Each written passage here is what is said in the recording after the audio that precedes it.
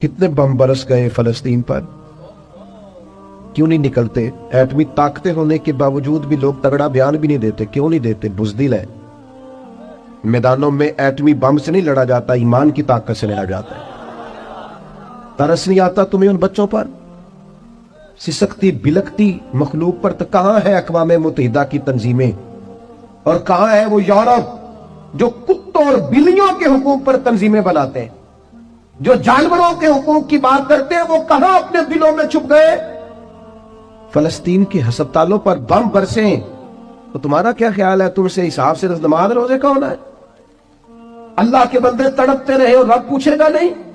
रसूल पाक अलैहिस्सलाम ने तो फरमाया, मालिक क़यामत के दिन कहेगा, मैं जो उसकी शान के लायक है। अल्लाह फरमाएगा, मैं भूखा था, तूने खाना क्यों नहीं खिलाया? मैं प्यासा था, तूने, ये सही मुस्लिम की हदीस, मुझे कपड़ों की जरूरत थी, लाया क्यों नहीं? बंदा अर्ज करेगा, मालिक तो खाने पीने से पहनने से पाक है। तो रब फरमाएगा, वो जो तेरे पड़ोस में बंदा भूखा था, तो बंदा तो मेरा ही था ना। वो जो प्यासा तड़प रहा था, तो मेरा ही था ना। वो जिन अस्पतालों पे बम बरसते हैं, वो कौन है? वो जहां जनाजे पढ़ने को कफन मुयस्सर नहीं, वो कौन है?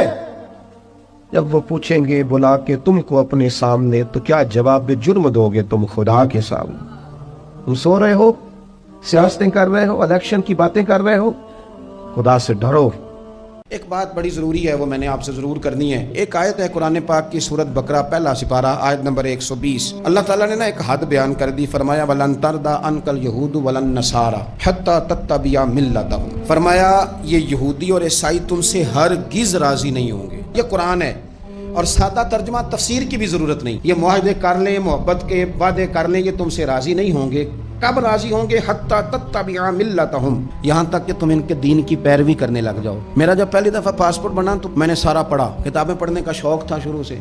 उसके हर सफ़े पे लिखा है कि सिवाय इसराइल के, यानी आप पूरी दुनिया में ये सबज हिलाली पासपोर्ट लेके जा सकते हैं, खबरदार इसराइल आप ये पासपोर्ट लेके नहीं जा सकते। यानी इतनी नफरत किसी मुल्क से कि उस पर लिख के छाप दिया हर सफ़े पर कि ये पासपोर्ट सिवाय इसराइल के हर मुल्क के लिए कारामद है। मेरा सवाल है अरब के उन लीडरों से जिन्होंने इसराइल के साथ मुआहदा किया, मुझे बताओ, तुम्हें फलस्तीन की बेटियां भूल गई ना सारी की सारी? तुम्हें वो माँ भूल गई ना जो मस्जिद अक्सा के दरवाजे पे खड़ी होकर चीखें मारती थी और कहती थी, कोई अली को खबर करो कि मेरी बच्चियां कैद में हैं? वो भूल गई?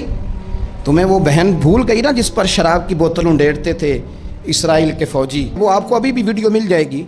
वो उंडेलते थे शराब की बोतल, उसे पकड़ते थे, दस्त दराजी करते थे, और वो बेटी कहती थी, या रहमतल लिल आलम। भूल गया तुम्हें वो सारा कुछ? तुमने एक मिनट लगाया और तुम मुआहदा किससे करवा रहे हो? अमेरिका के सदर से। इतना जुल्म किया तुमने, इतना कातिल के साथ मुआहदा।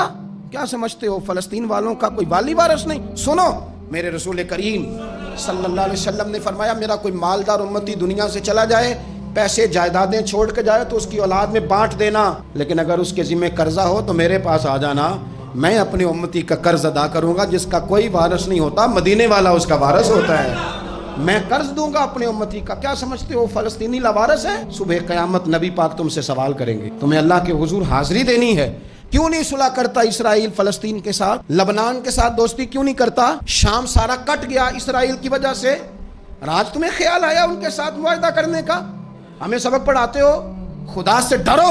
और फिर इकबाल कहते हैं, मुसलमानों से मायूस ना होना, हुक्मरानों से ज्यादा उम्मीदें भी ना लगाना। वो जो छोटे छोटे लोग निकले थे ना सहरा से, बज़ाहिर गरीब थे, बज़ाहिर उनके पास माल नहीं था, वो खालिद बिन वलीद जैसे, वो साद बिन अबी वकास जैसे, बज़ाहिर उनके पास ज्यादा असला नहीं था। इकबाल कहने लगे, मायूस ना होना, ये नहीं कहना बन कुछ नहीं सकता। फरमाने लगे, रात मैंने सुना है फरिश्ते आपस में बातें कर रहे।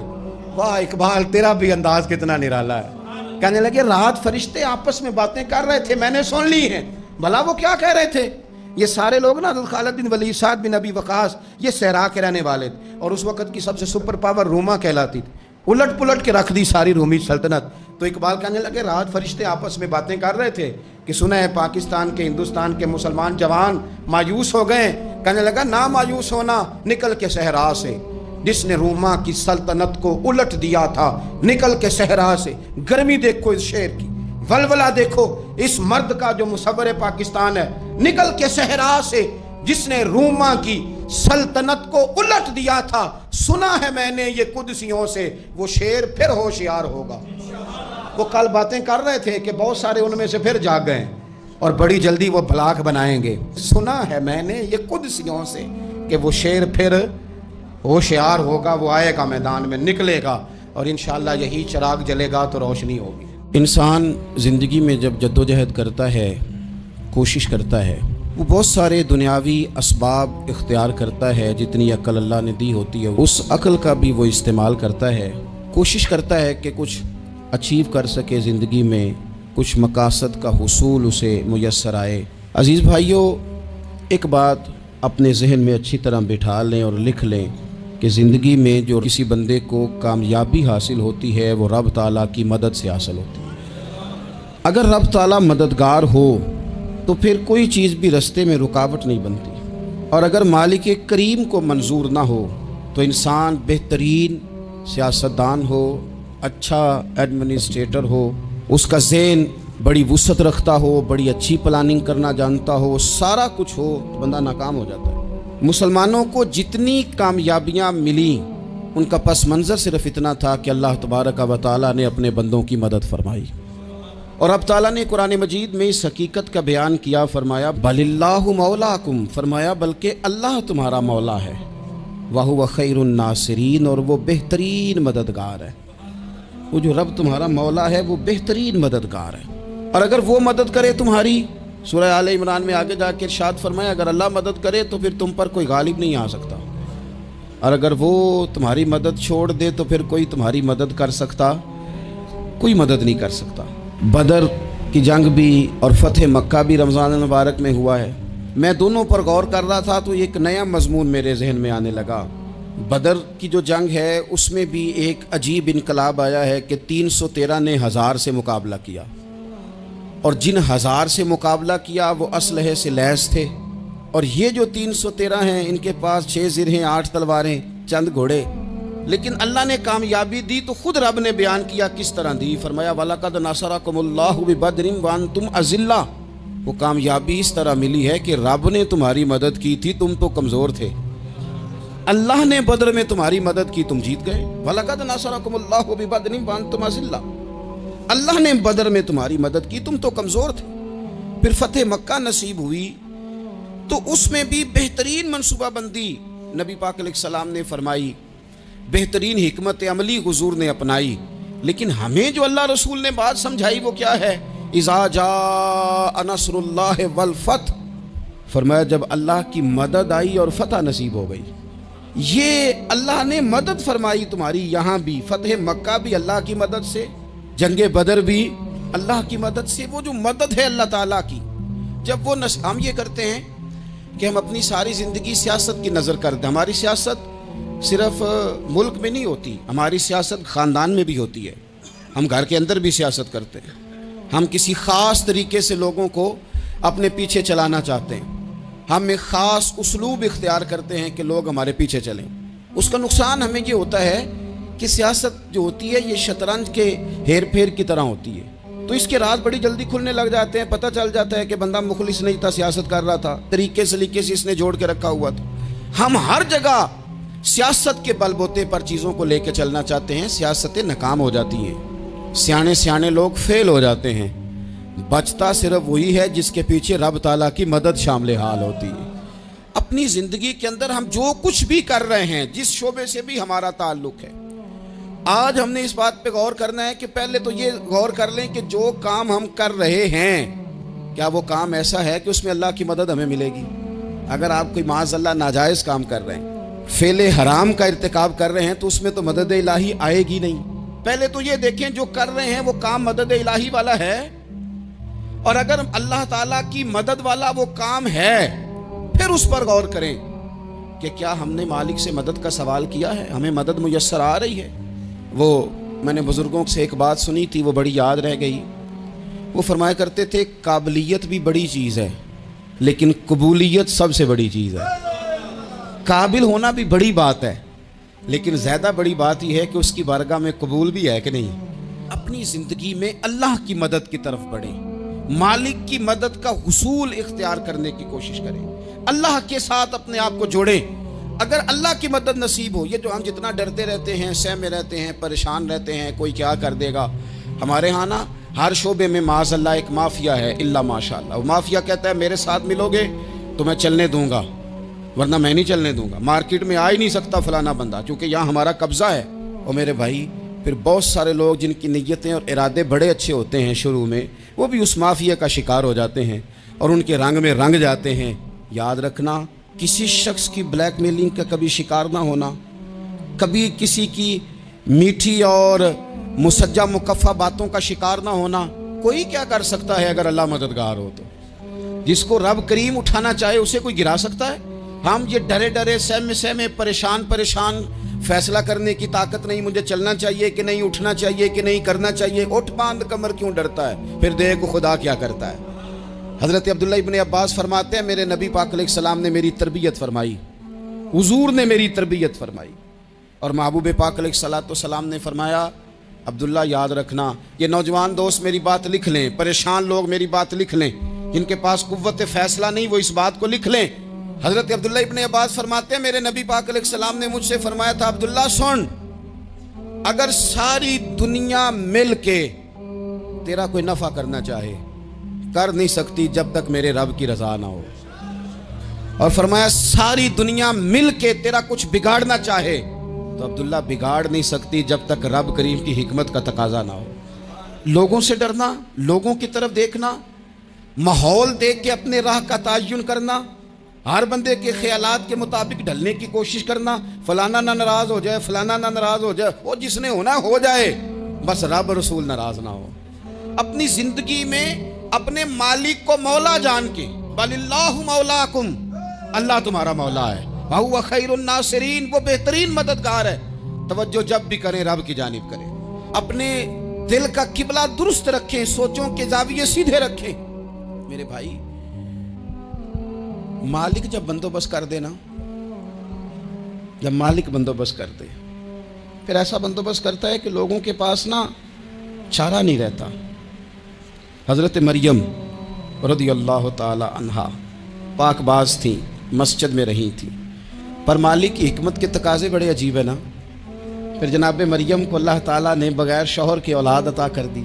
یہ بات ہی ایسی تھی، وہ کسی نے کہا تھا کہ مخلوق تو فنکار ہے اس درجہ کے پل بھر میں سنگے در کعبہ سے بھی اصنام تراشے، تم کون ہو کیا چیز ہے داغے کبابی، لوگوں نے تو مریم پہ بھی الزام تراشے۔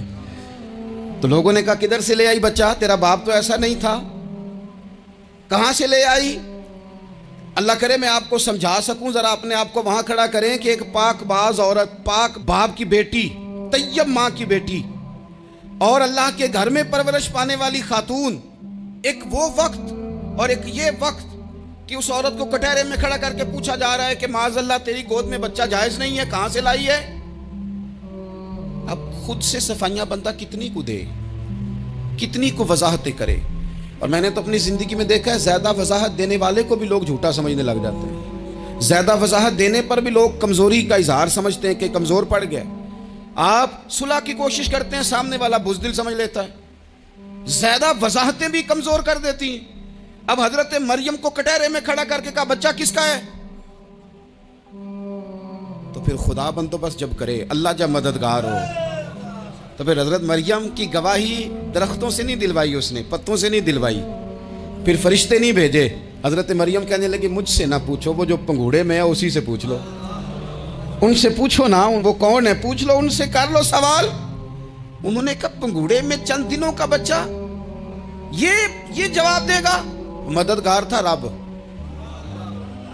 ان کی برات کا اعلان کرنا تھا مالک نے، اور جب مالک اعلان کر دے، جب مالک تیری صفائی دینا چاہے، جب مالک تجھے دنیا کے سامنے نکھارنا چاہے، تو پنگوڑے میں لیٹے حضرت عیسیٰ بول کے کہنے لگے انی عبداللہ آتانی الکتاب، فرمایا میں اللہ کا بندہ ہوں، رب نے مجھے کتاب عطا کر کے نبی بنا کے دنیا میں بھیجا ہے، میں اللہ کا بندہ ہوں، کتاب لے کے آیا ہوں، نبی بن کے آیا ہوں۔ پھر پنگوڑے سے اعلان ہو گیا، پھر بچہ بول پڑا۔ اور یہ ایک دفعہ نہیں بات ہوئی، یہ بنی اسرائیل میں ایک جریج نام کے شخص بھی تھے جو نماز پڑھ رہے تھے، بعض نے لکھا ہے نفل نماز تھی، اماں نے پکارا تو آئے نہیں، تو ماں کے منہ سے نکل گیا تو اتنی دیر تک مرے گا نہیں جب تک کسی بے حیا عورت کا منہ نہ دیکھ لے۔ تو وہ عبادت گزار تھے، لیکن لوگوں نے ان کی عبادت، ریاضت، پرہیزگاری کو نہیں دیکھا، بس ایک عورت کو بھیج کے الزام لگوا دیا۔ وہ عورت آیا جایا کرتی تھی، اب آ جاتی ہیں عورتیں، مسئلہ پوچھنے کی نیت سے بھی آ جاتی ہیں۔ ماحول میں کچھ جگہ ایسی بھی ہیں جہاں عورتیں دم کرانے کے بہانے آ جاتی ہیں۔ وہ خاتون آتی جاتی تھی اس خانقاہ پہ، آستانے پہ، یہ بخاری میں موجود ہے، پر اس نے کہا میری گود میں جو بچہ ہے یہ انہی کا ہے۔ مجھے بتائیں کیسے بندہ وضاحت دے؟ حالات خراب ہو گئے، لوگ کٹیا جلانے لگے، ماحول اور طرح کا بن گیا۔ میرے نبی پاک علیہ الصلوۃ والسلام فرماتے ہیں پھر اس رب کے بندے نے کہا مالک تو کریم ہے، تیری مشیت کا تقاضا آیا جو میری ماں نے جملے بولے تھے، پر اب میں وضاحت دینے کے قابل نہیں رہا، اب تو ہی کرم کرے گا تو دروازہ کھلے گا۔ تو وہ چند دنوں کا بچہ پنگوڑے میں بول کے کہنے لگا میں اس درویش کا نہیں، میں تو فلانے چرواہے کا بچہ ہوں، وہ جو بکریاں چراتا ہے۔ رب کی مدد کو پکاریں، اپنے ساتھ اپنے مالک کی مدد کو شامل کریں، تھوڑے رزق پر بھی گزارا اچھا ہونے لگ جائے گا۔ سارے لوگ آپ کو گرانے کی تدبیریں کر رہے ہوں گے اور مالک آپ کو عزتیں عطا فرما دے گا، اس کی بارگاہ سے حکمت کا تقاضا اور ہو جائے گا۔ ہم نے ساری زندگی لوگوں کو راضی کرنے میں گزار دی، ساری زندگی بڑھاپا آ گیا بچوں کو پالتے، اور بچوں نے آخری عمر میں کہہ دیا ابا اگر کوئی ڈھب کا کام کر لیتے تو آج ہمارے دن بھی پھر نہ جاتے۔ ساری زندگی گزار دی بہن بھائیوں کو راضی کرنے میں، ساری زندگی گزار دی ذمہ داریاں اٹھانے میں، ان کو 99 دفعہ دیا، ایک دفعہ نہیں دیا تو انہوں نے کہہ دیا تو نے تو کبھی دیا ہی نہیں، تو تھا ہی نہیں۔ ساری زندگی محلے داروں، علاقے والوں کو راضی کرنے میں گزار دی۔ اور میں نے ایسے لوگ بھی دیکھے دین کے لیے وقت گزارا، لیکن جب بڑھاپے میں دانت کام نہ کرتے تھے تو وقت کے مفتیوں کو بھی مسجدوں کی کمیٹیوں نے کہہ دیا اب آپ کی سمجھ نہیں آتی، ہم نے خطیب کو یور رکھنا ہے، نہ دیکھو دنیا کی طرف، دنیا رلا دیتی ہے، نہ راضی کرو بندوں کو، بندے تھکا دیتے ہیں، نہ پیچھے بھاگو ہر وقت دنیا داروں کے، یہ انسان کو کمزور کر دیتے ہیں۔ وہ تو کریم ہی بڑا ہے، 2 آنسو زمین پر بعد میں گرتے ہیں، بندے کے گناہ سارے پہلے معاف فرما دیتا ہے۔ اللہ کی مدد کا حصول، اپنے مالک کی مدد کی طرف بڑھنا، آپ کو بدر کی جنگ بھی یہی درس دے گی، آپ کو احد کا میدان بھی یہی سبق دے گا، فتح مکہ بھی یہی سبق دے گا۔ میرے دوستو جب رب مدد فرمائے، جب اللہ مددگار بنے، دوستوں سے ایک بات اکثر کرتا ہوں، میں کہتا ہوں کہ جتنے درد سے آپ امیر کو اپنی کہانی سناتے ہیں نا، اور جس طرح آپ کے آنسو بات کرنے سے پہلے گر جاتے ہیں کہ غریب ہیں، بچیاں ہیں، کاروبار نہیں، او میرے سنگیو، اس سے آدھے آنسو اپنے رب کی بارگاہ میں بکھیرو، اس کے حضور عرض گزار ہو جاؤ، اس سے طلب کرو۔ ایک وقت انسان پر زندگی میں ایسا آتا ہے کہ اسے یوں محسوس ہوتا ہے کہ میرا سایہ بھی ذرا سا پیچھے ہٹ گیا ہے، اسے یوں لگتا ہے کہ میں کسی سہارے پہ ہاتھ ڈالتا ہوں تو وہ بھاگ جاتا ہے مجھ سے، لیکن مالک کی بارگاہ ایسی عظیم بارگاہ ہے، رب رسول کے آستانے اتنے بڑے ہیں کہ آپ جب وہاں کشکول طلب دراز کرتے ہیں تو جھولی پھیلانے میں دیر لگتی ہے، ان کو بھرنے میں تو کوئی دیر نہیں لگتی۔ ہم نے اپنا سوچ کا قبلہ ہی دنیا کو بنا لیا ہے۔ یہ جو اللہ والوں کی مدد ہے یہ تو ہے اللہ ہی کی مدد ہے، لیکن یہ جو سیٹھوں کی طرف توجہ کرنا، نوابوں کی طرف توجہ کرنا، دنیا داروں کی طرف توجہ کرنا اور اپنا مزاج اس طرح کا بنا لینا، یارو گردن کو جھکا دیتا ہے خیرات کا پتھر، جہاں میں مانگنے والوں کے سر کبھی اونچے نہیں ہوتے۔ اور اقبال کہتے ہیں غیرت ہے بڑی چیز جہاں نے تگ و دو میں، پہناتی ہے یہ فقر کو تاج سردارا۔ میں عرض کروں گا کہ اپنی آپ جب توجہ کا قبلہ اللہ رسول کو بنائیں گے تو رب فرماتے ہیں وَيَرْزُقْهُ مِنْ حَيْثُ لَا يَحْتَسِبُ، میں نہ تجھے وہاں سے رزق دوں گا جہاں سے کبھی تیرا گمان بھی نہیں گیا ہوگا، یہاں سے بھی مل سکتا ہے، تو نے سوچا بھی نہیں ہوگا۔ بخاری شریف میں حدیث ہے، حضرت جابر ابن عبداللہ فرماتے ہیں نبی پاک صلی اللہ علیہ وسلم نے 300 لوگوں کا ایک لشکر روانہ کیا کسی مہم کے لیے، کسی جہاد کے لیے۔ حضرت ابو عبیدہ بن جراح رضی اللہ تعالیٰ عنہ امیر لشکر تھے۔ فرماتے ہیں غربت اتنی زیادہ تھی، بھوک اتنی زیادہ تھی کہ ایک ایک کھجور دن میں ایک وقت کھانے کو ملتی تھی، اور کچھ دن ایسے آئے کہ اب کھجور بھی نہیں مل رہی۔ فرماتے ہیں اتنی زیادہ بھوک لگی مجاہدین کو، 300 بندہ پتے کھا کے گزارا ہونے لگے، یہ بخاری میں موجود ہے۔ آپ فرماتے ہیں کہ دریا کے کنارے ہمارا پڑاؤ تھا، ٹھہراؤ تھا، جب بھوک سے نڈھال ہو گئے نا، وَيَرْزُقْهُ مِنْ حَيْثُ لَا يَحْتَسِبُ، اللہ وہاں سے روزی دیتا ہے، گمان بھی نہیں ہوتا۔ فرماتے ہیں ایک مچھلی اللہ تعالیٰ نے دریا کے کنارے بھیجی، فرماتے ہیں وہ تھی تو مچھلی پر پہاڑ جتنی تھی۔ بخاری میں لفظ ہیں، حضرت جابر ابن عبداللہ رضی اللہ تعالیٰ عنہ فرماتے ہیں 300 آدمی 18 دن تک اس مچھلی کو کھاتے رہے، مچھلی ختم ہی نہیں ہوئی۔ مچھلیاں نہیں، مچھلی کہتے ہیں 18 دن 300 بندہ کھاتا رہا، مچھلی ختم ہی نہیں ہوئی۔ اور فرماتے ہیں کہ اس کی ہڈی نکال کے، کانٹا کہیں گے آپ اپنی زبان میں، کہتے ہیں وہ نکال کے نا تو اس کو کھڑا کیا نا جب، تو اونٹ کجاوے سمیت اس کے بیچ سے گزر جاتا تھا، 2 اس کے کانٹے جوڑے۔ فرماتے ہیں وہ اس کا گوشت ہم کھاتے تھے اور اس کی چربی بطور تیل کے ہم جسموں پہ ملتے تھے، بیماروں کو اس سے سکون آتا تھا، تندرستی شفا ہوتی تھی۔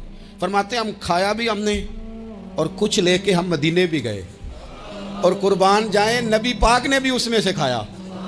ہم نے عرض کی حضور یہ معمہ کیا ہے، یہ ماجرا کیا ہے؟ تو محبوب نے فرمایا تمہارے پاس غذا نہیں تھی، رب نے تمہارے لیے بندوبست کیا ہے، اللہ نے تمہیں دیا ہے۔ مکان شروع کر لیا ایک صاحب نے، وہ مکان بنانے لگے، اب وہ حساب لگا رہے ہیں، کہتے ہیں میرے پاس اتنے پیسے ہیں، اتنے میں نے فلانے دوست سے کہنا ہے اس نے دے دینے، اتنے فلانے رشتہ دار سے کہنا ہے اس نے دے دینے، اتنے فلانے سے کہنا ہے اس نے دے دینے۔ یہ ساری کاپی بنا کے مکان شروع کر لیا۔ جو روز کہتا تھا نا کوئی حکم ہو جاتے دسی، سب سے پہلے اس کو کہا میاں پیسے چاہیے دین، وہ کہندا ہو کل ہی منڈا ٹوریا ہے، کدے تو پرسوں 10 داتے لب جانے سن۔ میں آپ کو اپنے تجربے کی بات بتا رہا ہوں۔ جن لوگوں کا خیال ہوتا ہے نا کہ آپ سٹارٹ کریں فلانا کام، ہم آپ کے ساتھ ہیں، اللہ کا ہی کوئی نظام ہے، وہ بالکل بھی نہیں ساتھ ہوتے۔ لیکن ایسا نہیں ہے کہ کوئی ساتھ نہیں ہوتا، اللہ تعالیٰ بڑے اسباب پیدا کرتا ہے، وہاں سے دیتا ہے جہاں سے گمان بھی۔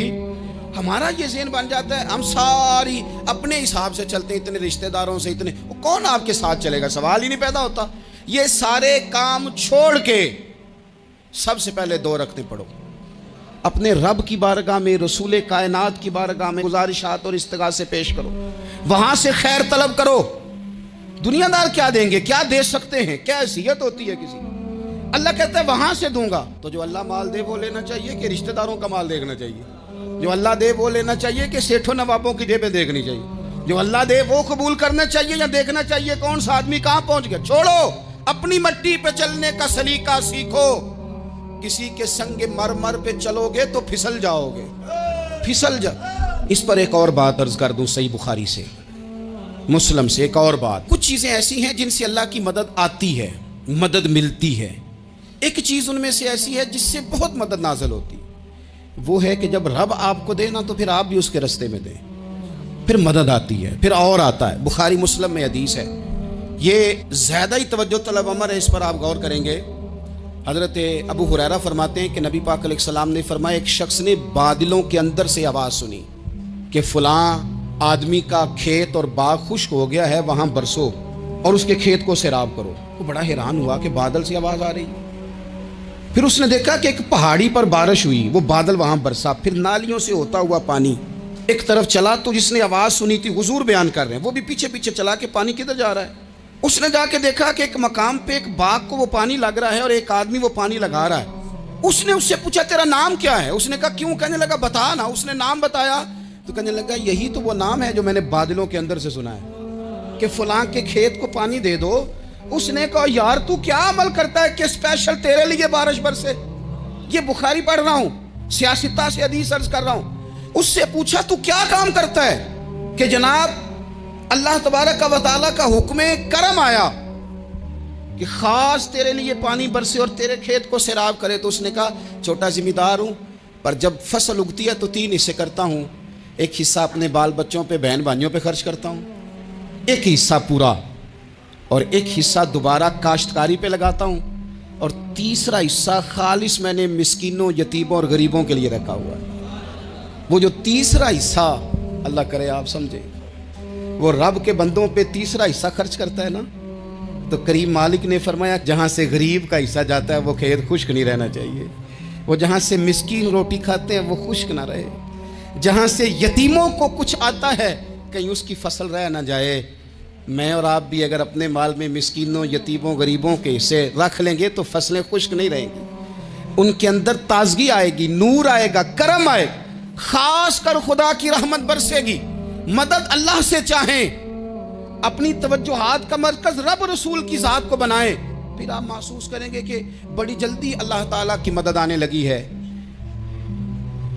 کبھی آپ صرف کہہ دیں نا میرا رب میرے ساتھ ہے، اس لفظ میں اتنی طاقت ہے کہ دشمن ویسے زہر ہو جاتا ہے۔ زندگی میں کسی سے بھی لڑائی ہو، اچھی طرح سوچ لیں کہ اللہ اس طرف ہے یا اس طرف ہے۔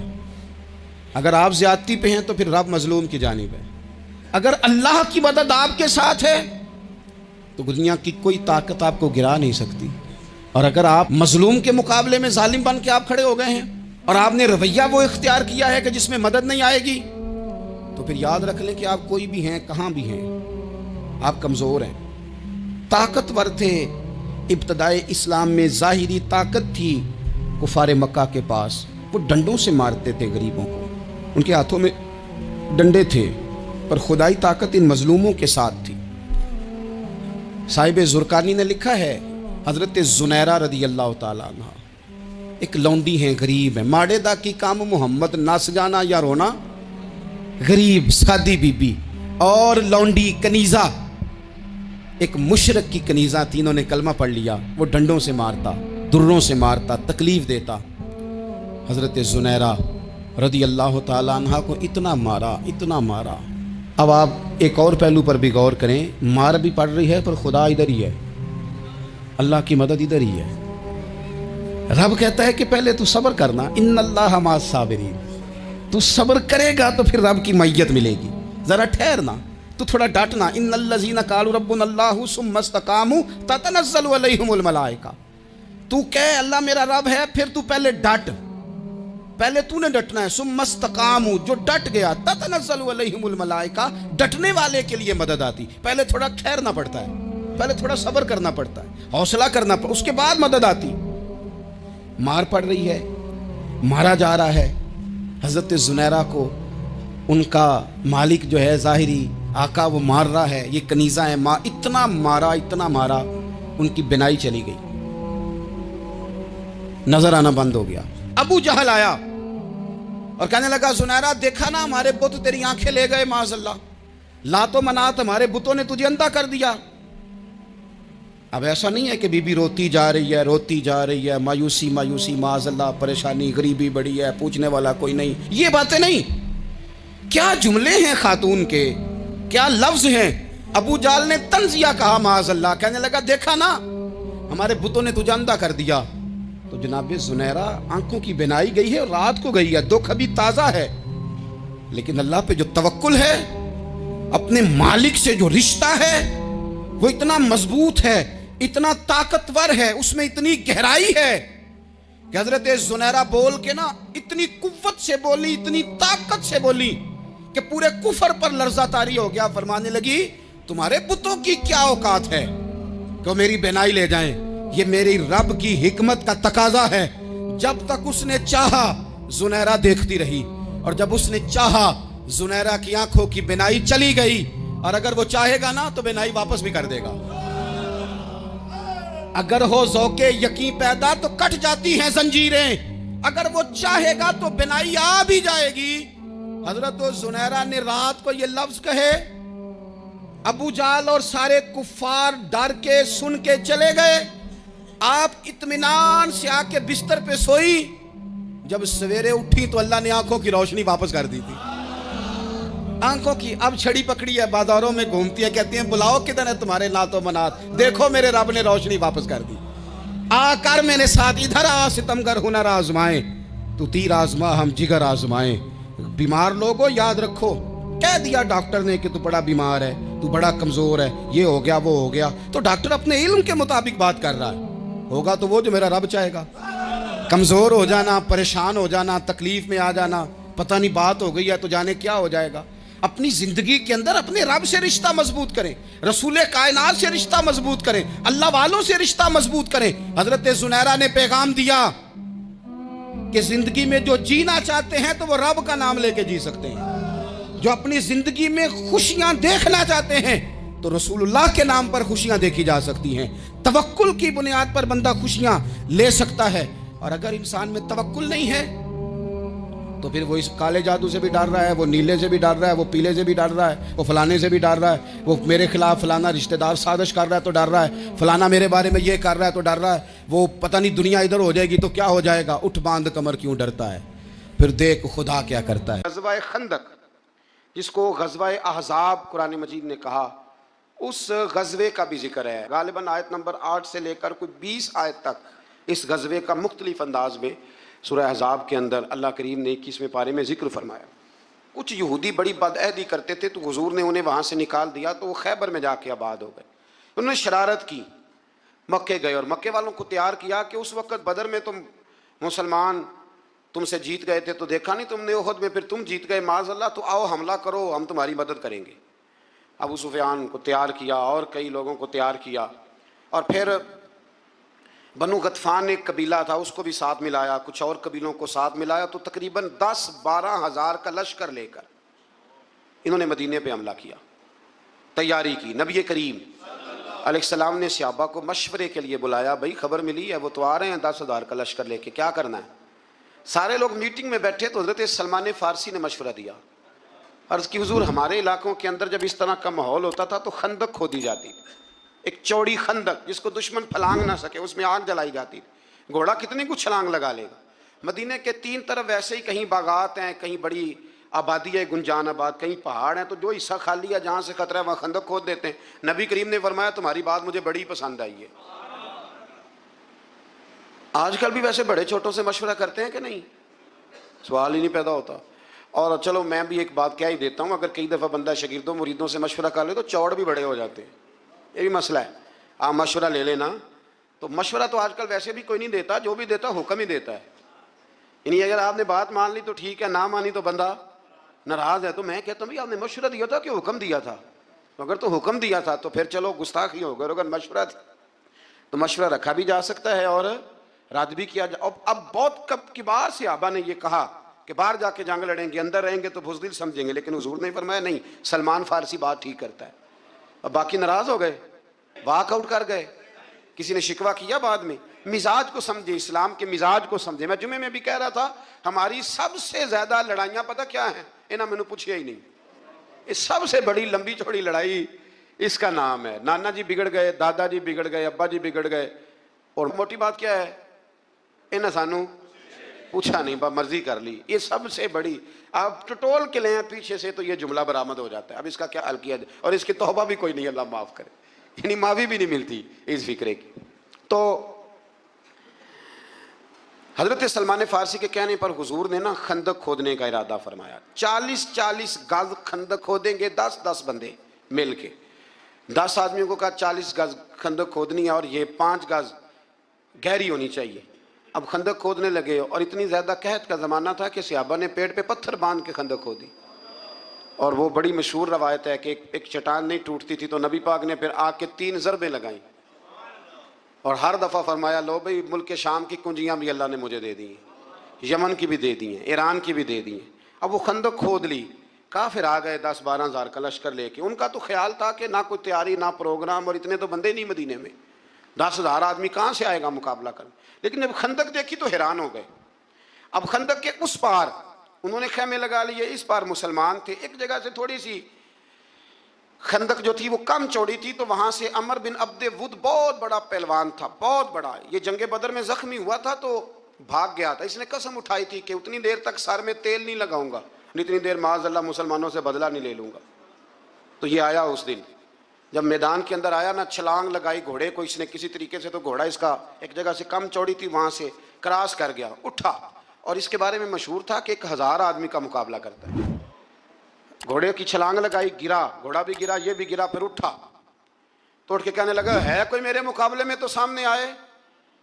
उसने पहला ऐलान किया तो मौला अली शेर खुदा उठ के खड़े हो गए, उठ के खड़े हो गए। फरमाया मैं करता हूँ। हुजूर ने फरमाया अली ठहर जाइए, अमर बिन अब्दे वुद है, 1000 के मुकाबले में लड़ता है। अर्ज की हुजूर मैं भी तो असदुल्लाह हूं ना, लड़ता है तो फिर क्या हुआ, दीवारें हिलती रहती हैं और दर कांप जाता है। अली का नाम सुन के अब भी खैबर कांप जाता है, मुझे जाने दे।